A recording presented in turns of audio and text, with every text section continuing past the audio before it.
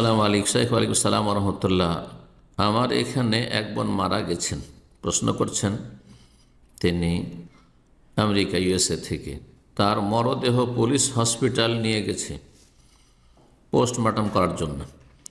এখন ওই বোনের লাশ দেবে, কিন্তু ব্রেন দিতে 3 মাসের মতো লাগবে। তাই তার পরিবার এই লাশ দাফন করার ব্যাপারে আপনার কাছে জানতে চান যে ব্রেন ছাড়া কি লাশটা দাফন করা যাবে? হ্যাঁ, দাফন করা যাবে। দাফনে বিলম্ব করা চলবে না। 3 মাস পরে সে ব্রেনটা দেবে, সেই জন্য মরদেহকে এইভাবে বিনা দাফনে ফেলে রাখবে না, মোটেই জায়েজ নয়। তাড়াতাড়ি দাফন করে দেবে, জানাজা পড়ে, মুসলিমে জানাজা পড়বে। আর 3 মাস পর যখন ব্রেন পাবে তখন কি ব্রেনও দাফন করতে হবে? হ্যাঁ, সেটা তখন দাফন করে দিবে। জানাজা প্রথম যখন মাইয়াতকে দাফন করছে তখন পড়ে নেবে, আর পরে ব্রেনটা যখন দিবে সেটা সসম্মানে যে কোনো জায়গায় মাটিতে দাফন করে দেবে। এই পরিবারের জন্য দোয়া করবেন, আল্লাহ রহম করেন, গুনাহ খাতা মাফ করেন, আর ধৈর্য ধারণে তৌফিক দান করেন। এক ভাই প্রশ্ন করেছেন কলকাতা থেকে, বলছেন, আসসালামু আলাইকুম শেখ। ওয়ালাইকুম আসসালাম রহমতুল্লাহ। আমাদের এলাকার কিছু লোকজন ধান কাটার পর সেই ধানের দাম কম থাকে, এই কম দাম অনুযায়ী টাকা ঋণ দিয়ে থাকেন, এবং 5 মাস পর যখন সেই ধানের চড়া মূল্য হয় সেই চড়া মূল্য অনুযায়ী ঋণের টাকা পরিশোধ করতে হয়। এখানে নামে মাত্র ধান, তবে টাকা দিয়ে লেনদেন হয়। এটা কি সুদ নাকি হালাল? এটি নিঃসন্দেহে সুদ, হারাম, এতে কোনো সন্দেহ নেই। আল্লাহ রাব্বুল আলামিন কোরআনে কারীমে ইরশাদ করছেন, ওয়া আহাল্লাল্লাহুল বাই'a ওয়া হারামার রিবা।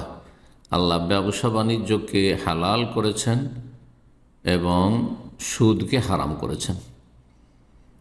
মহান আল্লাহ আরও ইরশাদ করছে, ইয়ামহাকুল্লাহু রিবা ওয়া ইউরবিস সাদাকাত। আল্লাহ সুদকে নিশ্চিহ্ন করে দেন। যারা সুদের লেনদেন করে তাদের জীবনের বরকতকে নিশ্চিহ্ন করে দেন। তাদের টাকা পয়সা তো বরকত হয় না, তাদের শরীর স্বাস্থ্যে বরকত হয় না, তাদের মানসিক শারীরিক শান্তি হয় না, তাদের পারিবারিক শান্তি হয় না। আল্লাহ নিশ্চিহ্ন করেন তাদের জীবনের বরকতকে। ওই ইউরবিস সাদাকাত, পক্ষান্তরে দান খেরাত করলে সেটা আল্লাহ রাব্বুল আলামিন বৃদ্ধি করেন, তাতে বরকত দিয়ে থাকেন। এখানে যে কাজটি স্পষ্ট জিজ্ঞাসা করছেন যে যখন ধানের দাম কম থাকে, ধান উঠে, ওই হিসাবে ধানের দাম ধরে নিয়ে ধান কেনা বেচা কিছুই হলো না, ধান গ্রহণ করলো না, টাকা দিয়ে দিল যে এত টাকা মন ধান হিসাবে তোমাকে টাকা দিলাম, আর তারপরে ধান গ্রহণ করলো না। ধান যদি গ্রহণ করত তারপরে অন্য কারো কাছে বিক্রি করত, সেটা ভিন্ন বিষয়, কিন্তু ধান গ্রহণ না করে সে যখন চড়া মূল্য তখন আবার ওই টাকা নিচ্ছে, টাকার বদলে টাকা, সুতরাং এটি সুদ। রাসূলুল্লাহ সাল্লাল্লাহু আলাইহি ওয়াসাল্লামের হাদিসে বিশেষ একটি ব্যবসা জায়েজ করা হয়েছে। সেই ব্যবসার নাম হচ্ছে বাইয়ে সালাম বা বাইয়ে সালাফ। নবী সাল্লাল্লাহু আলাইহি ওয়াসাল্লাম হাদিস, মান আসলাফা ফি শাইইন ফালিয়ুসলিফ ফি কাইলিন মালুম ওয়া ওয়াজনিন মালুম ইলা আজালিন মালুম।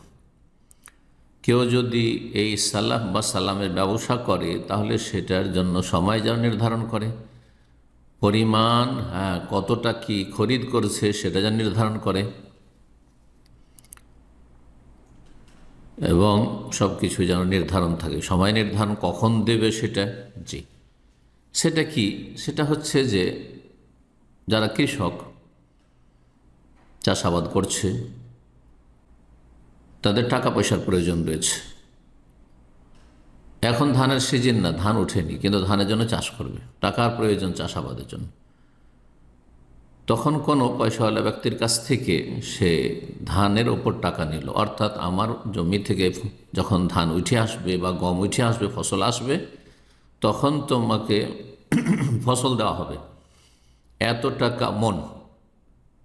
রেট নির্ধারণ করবে, সময় নির্ধারণ করবে যে এই সিজনে, সামনের সিজনে, 1-2 বছর পরে না, বা অস্পষ্ট না যে কখন দেবে না দেবে, এবং কত মন ধান কিনছে সেটা যেন নির্ধারণ থাকে। জিনিসটা কি? ফিশাইয়ের মালুম, সেটা গম না ধান না সেটা আর অন্য কিছু। এত মন ধান নিলাম, এত মন গম নিলাম তোমার কাছ থেকে, আর এত টাকা মন, এত টাকা মন।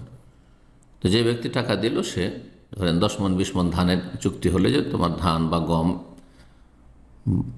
বুট ইত্যাদি 10 মন 20 মন নেব, আর এত টাকা মন হইল, এই যে টাকা দিলাম, এখন অগ্রিম টাকা দিয়ে রাখলাম, যখন তোমার ফসল উঠে আসবে এই সামনে ফসলে অথবা তারপরের ফসলে, হচ্ছে 1 বছর 2 বছর পরে, সমস্যা নেই, কিন্তু সময় যা নির্ধারণ থাকে তার ঝগড়ার কোনো আশঙ্কা না থাকে। এত টাকা হিসাবে রেট ধরে এত মন ধানের জন্য, এত মন ফসলের জন্য আমি পয়সা দিয়ে রাখলাম। যে কেনা বা চাই হোক, একদিকে রয়েছে টাকা একজন দিচ্ছে, আর একদিকে হচ্ছে খাদ্যদ্রব্য, কিন্তু সাথে সাথে লেনদেন হয় না, বরং যখন ফসল উঠে আসবে তখন সেই খাদ্যদ্রব্য দেওয়া হবে। এটি জায়েজ রয়েছে, এটা জায়েজ। এখানে খাদ্যদ্রব্য কেনা হচ্ছে, টাকার বদলে টাকা নয়, এটা করতে পারেন। জি।